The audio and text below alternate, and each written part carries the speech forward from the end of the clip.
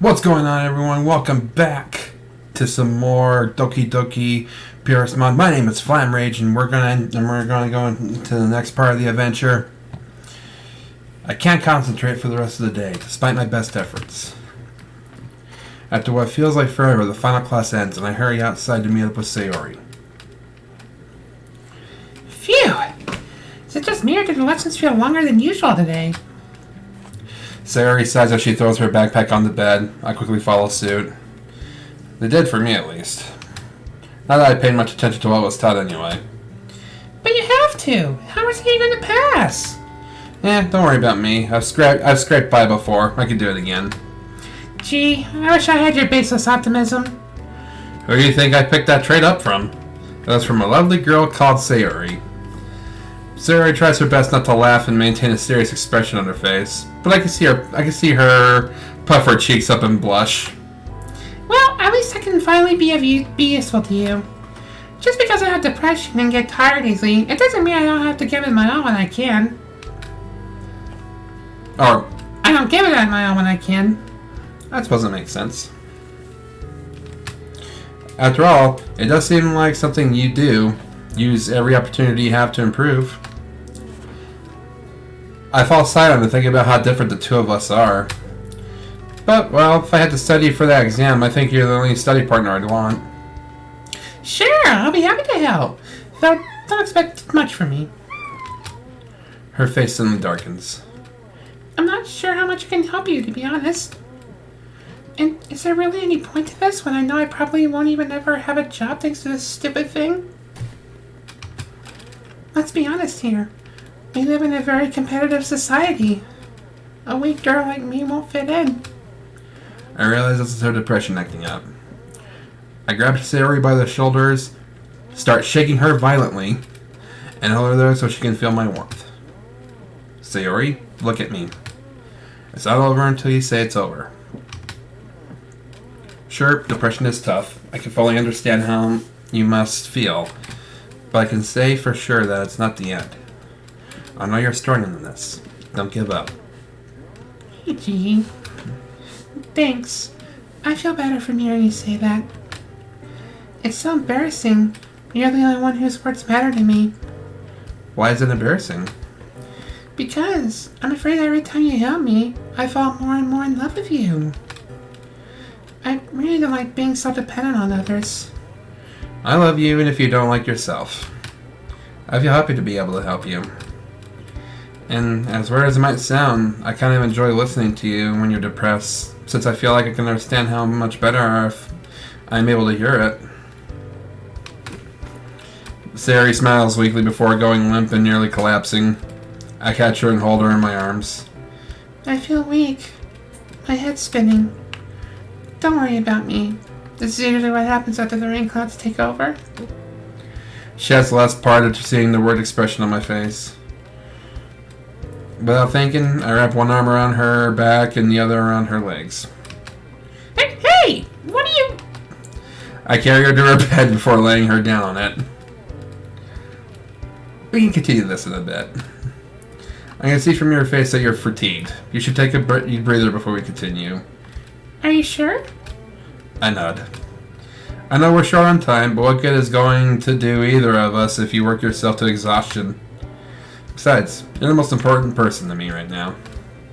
If I was wrong to ask you to help me prepare for an exam when you're clearly tired. Okay. Thanks for looking out for me, Heiji. Don't thank me. I do it because I enjoy it. I genuinely enjoy your company, whether you're happy or sad. Because you're you. She tries to get up to kiss me, but falls back down, clearly too exhausted to move. Noticing what she was trying to do, I look down on an empty spot on her bed. It's large enough for me to sit down on. It's okay if I sit down next to you? Of course. I can tell from her voice and the way she smiles that she isn't faking it this time. I smile and sit down next to her. I then open the window to let some fresh air in. Heiji, can you be honest with me? Of course. I promise I'd never lie to you, remember? She nods and seems hesitant before continuing. I'm sorry for being so direct with you, but how do you feel about me? I mean, I know you love me in some way, but I wonder, are you intimidated by what I'm going through? I stroke her hair and run my hand down her steadily heating cheeks. I'm not scared of your depression, because it's part of you. It's one of the many strengths and weaknesses that make you who you are now. Sure, I would prefer if you didn't have it, but I don't like you any less for it. I want you to be happy, and I know that it makes your life a lot harder, which I honestly think is really unfair. Why do you say that? You've never done anything other than shower me with kindness and affection. Not just me, but everyone around you. Yuri, Natsuki, Monica. I stroke her hair again and watch a happy smile appear on her face from my touch. I unconsciously reflect her smile. For a moment, the two of us breathe in perfect sync. You could have had all the possible reasons to become like that haughty student from earlier today. Her reasons for being so rude to everyone. She used to be bullied in elementary school, and maybe even has depression as well because of that. The fact that you instead hide your pain by being so nice and loving to everyone, it honestly makes me respect you so much. I wish I could be strong like you. I don't want to think the positivity you always display was fake. Sayori falls silent, and for a while, I silently stroke her hair while she looks at me. She's smiling. I don't know anymore. I used to think my positivity was fake. But what you just said made me question myself. She suddenly gasps and let out a high-pitched scream of pain. My head! Sayori closes her eyes and her expression becomes pained. She covers her head with her arms. Get out of my head! I don't want to hear your lies anymore! I try to get up, but she takes a firm grip around my left arm. She's a lot stronger than she looks, and easily manages to overpower me, forcing me to stay seated. I don't want to listen to you anymore. I want to listen to Heiji. I want to believe his words are the truth. So shut up! Sayori, what's happening? Hearing the concern in my voice seems to snap Sayori out of her trance. My mind is trying to tell me what you said were all lies. But I don't want to listen to it anymore. Now when I see how happy you are, when we're both happy... I suddenly get an idea. Sayori, did any sunlight shine through the Rainclouds before you got depressed? She nods. She's clearly in pain. I take both her hands into mine and kiss her. She gasps as her expression softens. Don't worry, I'll make the Rainclouds go away. If your depression is watching, I want it to know that I love you no matter what. No matter how hard you try to push me away. Heiji, no. Don't do it. This isn't worth it. She's trying her best not to cry, and her breathing is very heavy. It is to me. You're worth it. Even if each day ends up like this, I'll stick by your side through thick and thin. This is just stupid. You'll only hurt yourself. That's the beauty of people who are madly in love. They become irrational fools. So you can tell your depression to get the hell out, since I'm here to stay. And no matter how hard it tries to push me away, it won't work. Since I know that Sayori would never wish me to disappear. Her body twitches from pain. I pull her up and hug her. I hug her tightly, refusing to let go, no matter how hard she struggles. The rain clouds turned into thunderclouds. And I'll be the wind that blows them away. Please, Sayori, stay strong. Believe me, Sayori, that my love for you is real. I love you, Sayori, and I never want to let you go. You're the only one for me. Heiji. Believe my words, Sayori. You're the one I love, and I love you for who you are, with or without depression. You're still the wonderful girl I fell in love with. That won't change no matter what. You're right. She closes her eyes and a smile appears on her face. The rain clouds are being driven back by the wind. I pull her closer. Don't be afraid, Sayori. I'm here. You're not alone anymore. We will drive them away together. For a moment, it feels like our hearts beat in perfect unison. Our breaths are synchronized with each other. They're gone. They fled. The Rainclouds fled. And now there's a bright sunny day on the horizon. I see a rainbow. The calm after the storm. She opens her eyes and doesn't need to speak to me to make me realize that she loves me more than words can describe. I feel the same way about her. You should rest for now. We still have to study, remember? Yeah. I let her go and she slumps back to her mattress like a rag doll. Eiji, I love you. I love you too, Sayori. I take her hands into mine. Just don't leave me after this is over. I want to continue being in a relationship with you even after you've recovered. I can never find a better boyfriend. She blushes. It's funny. I always imagined the guy I'd one day want to marry to be the one who could drive the Rainclouds away. She gasps and shakes her head in embarrassment. Forget what I just said, okay? I'm just saying nonsense because I'm still shocked. I nod and stroke her hair again. Don't rush it, Sayori. I'm not going anywhere. Neither am I. I want to be with you forever. This feels so surreal. Well, I'm definitely not leaving today until we're done studying for that exam. Hey, Sayori. What is it? I'm sorry. For what? For how I treated you these last few years. I was such an idiot. Never paid attention to how my words could affect you. You never have to apologize, Eiji. If I didn't want to spend time with you, I wouldn't have invited you to join the literature club.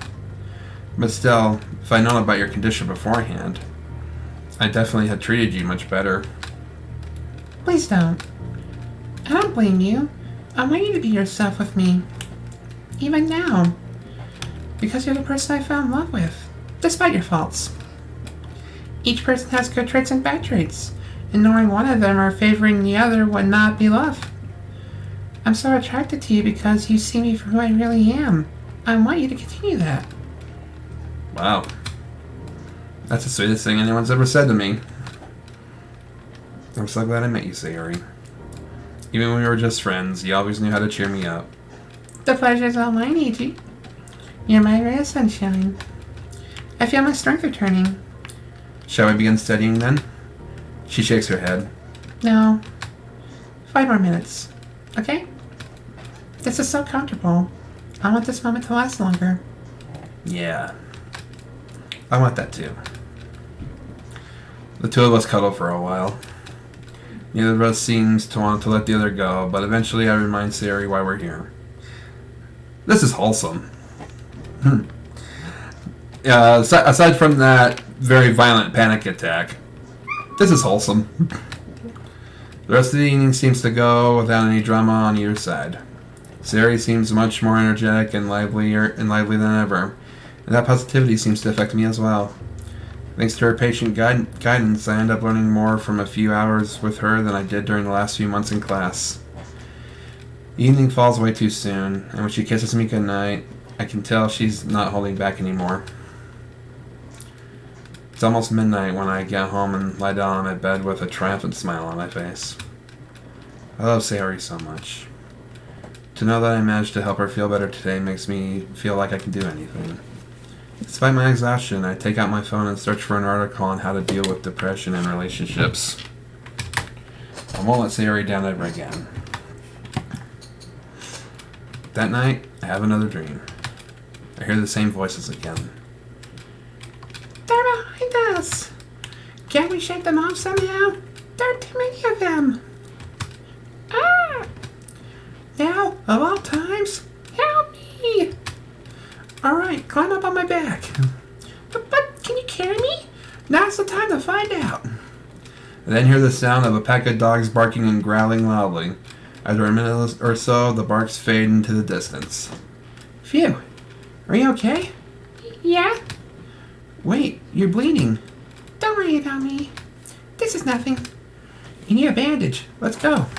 Where to? My home. We can get you a bandage there. as well as patch up your doll. I don't know if they covered this in the last episode or not, but I get the feeling this is childhood me and childhood Sayori. Oh, okay. Can you trust me? There's a long silence before the girl replies. I can. Oh yeah, I guess I don't even know your name, huh? My name's Heiji. Yep, I was right. What's yours? My name? It's Sayori. The voices fall silent and I soon hear my alarm clock going off. A month has passed since Sayori and I started dating. Every day with her has felt like a dream come true. We've been doing our best to keep our relationship secret, and so far, it seems like nobody has even caught on to anything. If anyone does get suspicious, Sayori is always quick to play the "we're so close because we're childhood friends" card. That's nice and all, but I wish I didn't have to hide my relationship anymore. Sayori's depression has also been awfully quiet lately. It's almost too peaceful. Could Sayori be hiding her pain behind her smile again? I'm so lost in thought that I don't notice the paper airplane coming towards me before it hits me right in the forehead. I look around the classroom, trying to find out who threw it at me, but there are so many potential culprits. I slowly open the paper airplane to see an advertisement for a moonlight parade in the local park, which Sayori and I often go to. What in the world is this? I take out my phone and search the name, and indeed, it seems like a legitimate event that's held once in a while during a full moon. I'm pretty sure the person who threw the paper airplane wasn't aiming at me in particular, but whatever. I put the flyer in my pocket and wait until the lesson ends. This might not be such a bad idea. It could be a good way for me and Sayori to celebrate having been together for a month. Once class is over, I head over to the literature club, hoping to find Sayori there. I enter to see Monica in the middle, with Yuri and Natsuki sitting on their seats. Sayori is nowhere to be found. Oh, hello, Heiji. I look around me. There's no sign of Sayori. Where's Sayori? I haven't seen her all day. Me neither. Maybe she went to the toilet and locked herself in? Natsuki, don't say such things. What? It could have happened. You know how clumsy she is. I try to shut that mental image out of my head and turn to Monica, who seems unusually quiet and pensive. How about you, Monica? Could she really have? Monica? But I didn't do anything this time. Monica, do you know anything about Sayori? Monica sighs. Last time I saw her was at lunch, but she looked like she was walking to the school's entrance gates. She looked unusually glum. Is it just me, or is Monica's voice strangely better? I think you should go see her, Heiji. Just hurry up. Don't keep her waiting too long. Having said that, she returns to her old self as I dash out of the room and run back home as fast as my legs can take me. Why do I feel a strange sensation of deja vu? This is the first time something like this has ever happened to me. Right? I call Sayori's phone number, but she doesn't answer. I try touching the doorknob and find the door is unlocked. Outside Sayori's room, I knock on her door. Sayori, please answer me. There's no response. I really didn't want to enter a room like this. Isn't that kind of a breach of privacy? Oh boy. But she really leaves me no choice. I gently open the door, where I finally find her. This is Sayori? She's huddled by the corner of her bed, her arms wrapped around her legs. She's completely motionless, with the exception of the occasional sobs that shake her entire body. Sayori, what happened? She doesn't answer. She doesn't even respond much when I wrap my arms around her. All she does is acknowledge my presence by giving a weak nod. Heiji. I'm here, Sayori. Please tell me what happened. She hiccups and hugs me tightly. I was about to text you at lunch to ask you out. Except that some girls in my class saw me typing on my phone, stole it from me, and read our messages. What? But they then said such horrible things. After that, I tried to act like nothing happened, I managed to keep my cool when I spoke to Monica, but... She stops and buries her face in my chest. I don't know what I'm supposed to do. They even read about my condition. They told me to break up with you, since I'm only a burden. And if I don't, they'll... I stroke her back and repeat to her that everything will be alright now. We'll find a way together. If I don't break up with you, they'll tell everyone about my depression. I'll be treated differently. I'll never be the same. I hug her tighter. Don't say that. I'm here, Sayori. I won't leave. Yes, as long as I'm depressed, you won't leave. What? On my way home, I noticed a stray dog in my garden, and I was trying to pull something out of a bush. She moves to the side and drags up a long rope. Oh crap. Why didn't I hide it better? You knew, didn't you? This is all just your way of showing sympathy for me, to keep me from ending my meaningless life. Her tone is sad and frustrated, but at the same time pleading. She's looking at me with a frightened and confused expression. Answer honestly, Eiji. What should I say to her? While it is true that I originally wanted to help her, it developed into something much more personal over time. I know that I've only got one shot. And that's my cue to save it. The way she's clutching the rope, I know that my answer will determine both our futures. Why? Why did you do it?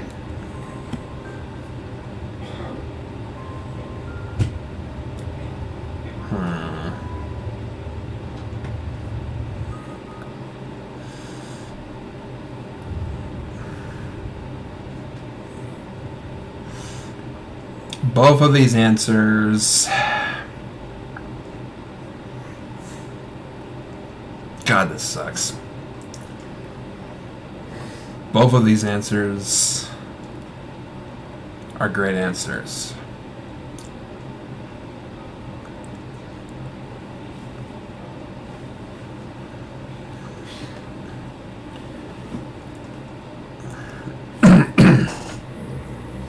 I'm trying to see this from her from her perspective. She found the rope. The dog found the rope that I tossed out the window.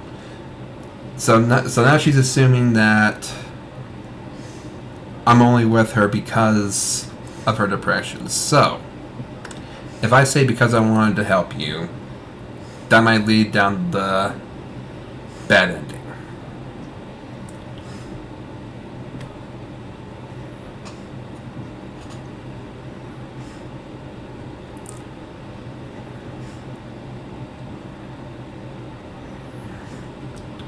But if I say because I'm in love with you, she might see it as a cop-out answer. Eeny, meeny, miny, and Fred. What? I was in love with you even before I knew about your depression. It just took me forever to realize it's more than just friendship. Sayori's face becomes beetroot red as she buries her face in my chest again. But this time, she doesn't cry. She's probably too shocked. Either that or she's finally used up all of her reserves of tears. I think I understand it now. The reason why I joined the literature club is because you asked me to. Because I wanted to be with you. To spend time with you. I think, deep down, I was hoping for a chance to become more than your friend. I can't. Please don't push me away. Don't break up with me because some assholes told you to do so. But don't tell everyone. Maybe the others deserve to know too. What do you mean? You can't keep hiding the truth from them. Even if some jerks will think less of you for that, so what? Those who love you will still care about you, perhaps even more so than before. I know I will. And I know I won't leave you. Ever.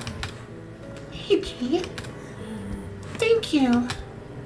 She looks up at me and wipes her tears away. She hands me the rope she was holding. I was planning to use this rope to end myself. But that was before I knew how you felt about me. No. That was before I realized I could still have the courage to keep going. She looks down and bites her lip before continuing with heavy breaths. I want you to burn it. Sayori? I think I can find the strength to keep on living. I find my own happiness without relying on cheap escapes. I want to live. Her voice becomes more confident and powerful, just like when she reads her poems. I want to live. I want to live. And I want the sun to come out for once. I want to stay alive. To be by your side. So we can both find happiness. We can find happiness together. Sayori. I take the rope from her. Do you want to burn it with me? Huh? Let's burn it together. It can symbolize the end of how things were before and the start of a new life. Our life together, as a couple. She hesitates for a moment before a bright smile creeps up on her face. Yes. I would love to burn it with you, Heiji. We enter her backyard and pull the rope after us together. It's heavy, but our combined strength lets us heave it up on her grill. Sayori walks up to it and tries to rotate the switch and turn it on. However, she seems to hesitate in the last minute. I notice that her hands are shaking. As if by instinct, I walk up to her, take hold of her right hand, look her in the eyes and nod. She nods back and a smile creeps up on her face. We then both grab the wheel with our free hands and turn the power to a maximum at the same time. Up to maximum at the same time. We then take a step back and watch. Nothing happens for a while. Without warning, Sayori slumps to the ground, clearly exhausted. I did it. No. We did it. I throw her a confused and slightly worried gaze. She suddenly bursts out laughing. We did it. I stood up to the voices in my head. I told them to shut up. And they did. This is all thanks to you. When you held my hand, I felt like I could do anything in the world. I felt the same way. I think this is what they mean by the power of love. In any case, I'm so happy now. We're about to lean in for a kiss when a loud crackling noise causes us both to jump and look at the grill. Wow! It's beautiful. I stand up and watch the rope slowly burn away, turning into a massive bonfire. For a while, it looks like the flames are dancing. I want to think this is a sign. Maybe the Rainclouds will disappear now. I don't think they'll go away immediately. But this is a first step. And as long as we're together, we can do this. I agree. We continue to watch the flames dancing on the grill until the sun sets. Neither of us says a word, but we hug and cuddle, both to keep warm and because both of us want to feel the other close to them. It's only when the flames die down and the rope turns to ash that I realize that from now on, things will never be the same. Just as I walk up to scoop up the ashes of the rope, a strong wind blows and the ashes are blown away, carried by the wind. It's over. I walk back to her and try to kiss her, but to my surprise, she stops me. I'm not sure if I should. I have so many thoughts and feelings searching through me right now. Oh? Hey, wait. I forgot about this. I dig through my pocket and take out the flyer that hit me earlier. Oh, that looks fun. Yeah, we could do that. Maybe it'd help us both relax. Today was needlessly tense, wasn't it? Yeah. I'm sorry. But I promise, I'll change and become better for your sake. No, not for your sake. I love you, but I'm not sure if I love myself. But if I don't love myself, how could I ever feel comfortable being in a relationship with you? She scans me with her eyes as we walk back into her house. Heiji, can we just act like nothing ever happened for the next few hours? I just want to give my brain some time to process what happened. I hug her. She hugs me back tightly. Of course. Take all the time you need. Do you want me to leave as well? No. I want you to stay right here with me. Huh? I want to make the relationship official. But I think my brain needs some more time to get used to thinking of you as my boyfriend. So I'd like to have one last evening where we're just friends. And then? A mischievous smile pops up on her face. After that, I want to ask you out. Just like I always wanted to when we were younger. I nod. Okay. I like that idea. You're the best. Alright, just wait here for a bit. I'm going to make you dinner tonight.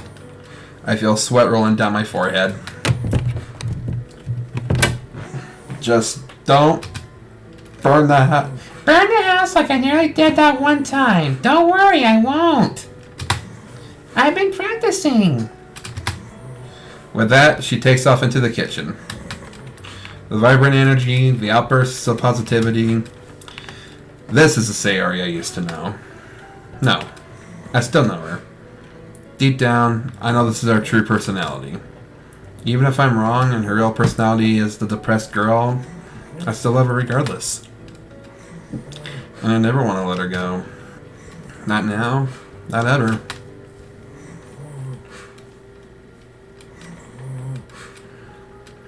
We didn't even bother changing out of our school uniforms before we headed out. Around 11:30, we arrived at the park where we went on our first date. Feels like ages since that day.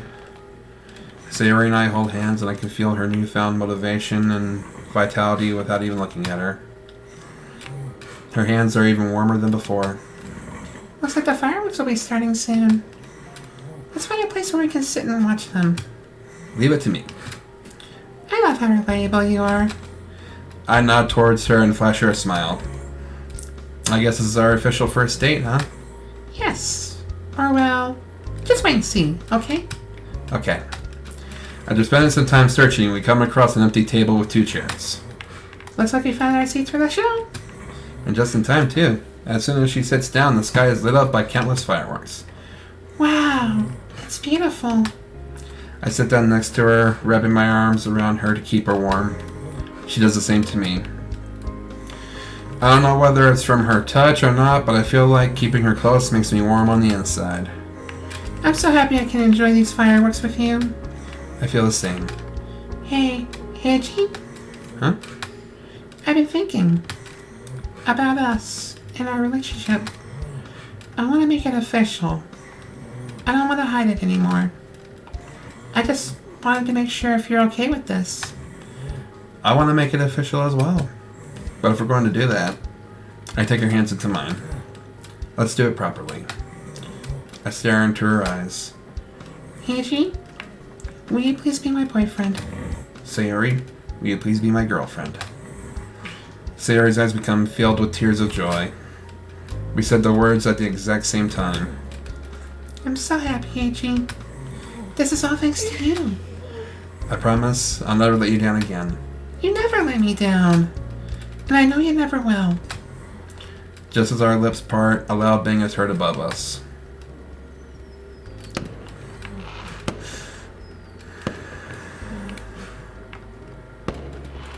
We turn our eyes to the sky and see a rainbow-colored firework blow up above us. That's a sign. It's gotta be a sign that things will get better. Hey, Gene. She looks at me with a deeply affectionate stare and strokes the back of my head. I'll do everything I can to make you happy as your girlfriend. You've already made me happy. You do so every day. You being alive and being with me every day is enough to make me happy. And from now on, I promise to spend every day making you even happier.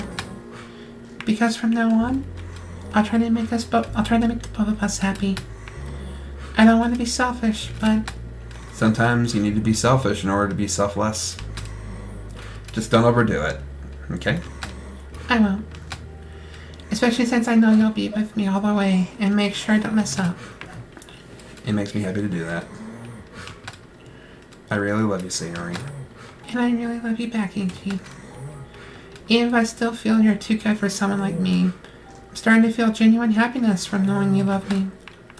At first, I was so afraid. but not anymore. You give me courage, and I'm enjoying the feeling of knowing that my love is mutual.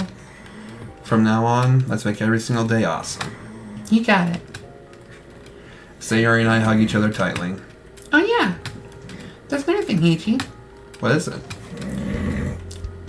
She purses her lips to take a deep breath before continuing. I decided that I'm going to tell the others about my depression. After thinking about what you said, I realized that it's wrong of me to keep running away like that. If nothing else, me being open about it could save me some stress down the line. Are you sure, Sayori? She nods. I know it's going to be hard for me. I feel her tighten her grip around my wrists. But I've got you by my side. That's all I need. And the others at the literature club need to know I don't want them to worry about me, and they're my friends as well. Sayori. Can I just ask a favor of you? What do you need me to do? Please be there with me when I tell them. And if I hesitate, I want you to be the one to reveal the truth to them. Are you absolutely sure about this? You know that if you do that, things will never return to normal. Sayori laughs dryly. I'm afraid that ship sailed a long time ago. It sailed when I told you how I feel about you, and when we became a couple. But it's alright. I don't miss it as much as I thought I would. The only way I can go is forward, right? Yeah. No matter how much one might want it, the past will always remain in the past. And even when I speak in the present time, it's also fallen into the past as I speak of it. So the only way forward is the future. Sayori nods. And that's what I'll focus on. A bright future together with you. And if I want that, I have to cut my ties with the past. Just like when we burned the rope, I want to stop pretending like everything is fine just to please others. Since I can make them genuinely happy if I also feel happy. I'm amazed at how you've grown. It's all thanks to you.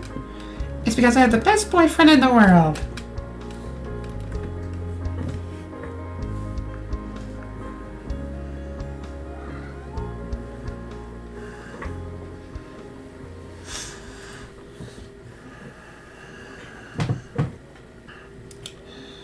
Whew. Alright. We got the good ending, guys.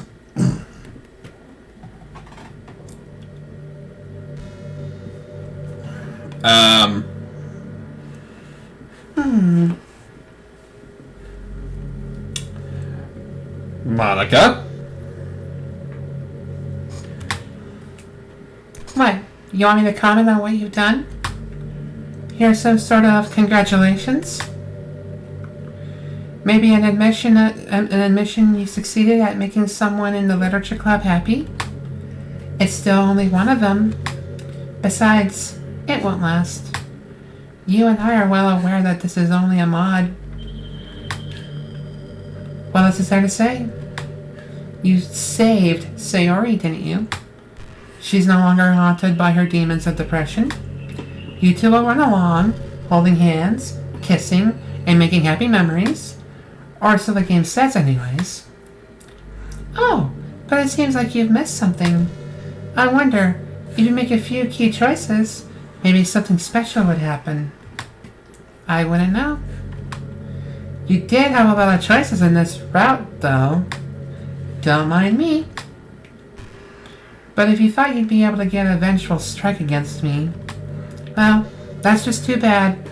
If you were looking for something like that, I don't think Sayori would have appreciated it, though. Is there anything more for me to say, though? Not that it really matters in the end. Don't let me keep you from being happy. Do what you want.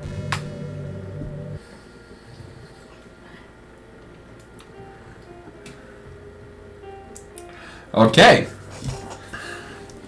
Monica is... I never thought I would say this, but Monica's even crazier than she was before. Okay,